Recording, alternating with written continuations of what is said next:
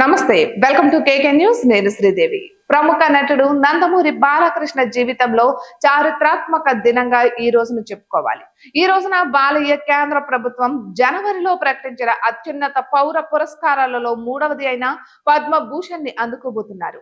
రాష్ట్రపతి భవన్ లో అంగరంగ వైభవంగా జరిగే ఈ కార్యక్రమంలో బాలయ్య రాష్ట్రపతి ద్రౌపది ముర్ము చేతుల మీదుగా ఈ అవార్డును అందుకుంటారు.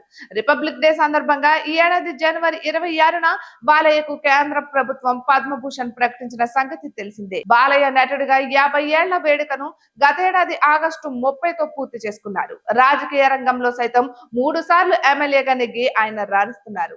రాజకీయ సేవా రంగాలలో బాలయ్య తనదైన శైలిలో ముందుకు సాగుతున్నారు. ఇక హైదరాబాద్ లోని బసవ తారకం హాస్పిటల్ చైర్మన్ గా బాలయ్య అందిస్తున్న సేవలు ఎంతో విలువైనవి. ఈ విధంగా చూస్తే 6.5 పదుల బాలయ్య జీవితంలో ఎన్నో విజయాలు ఉన్నాయి. ఎందరికో స్ఫూర్తిదాయకంగా ఆయన మారారు. యువతరం ఆయన కష్టాన్ని చూసి తాము అలానే చేయాలన్న ఆకాంక్షను ఆయన కలిగిస్తున్నారు. ఇక బాలయ్యకు ఈ విశిష్టమైన గౌరవం దక్కుతున్న వేళ నందమూరి నారా కుటుంబాలు ఈ వేడుకలో పాల్గొంటాయని తెలుస్తోంది.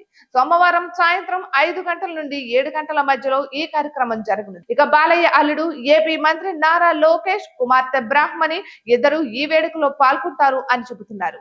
అలానే ఇతర కుటుంబ సభ్యులు కూడా హాజరవుతున్నారు. అయితే జూనియర్ ఎన్టీఆర్ ఈ వేడుకలలో పాల్గొంటారా లేదా అనే చర్చ సాగుతోంది. ఆయన తన బాబాయ్కి ఈ విశిష్ట గౌరవం దక్కుతున్న వేళ అబ్బాయి కూడా ఈ కార్యక్రమంలో పాల్గొంటేనే బాగుంటుందని అంతా కోరుకుంటున్నారు.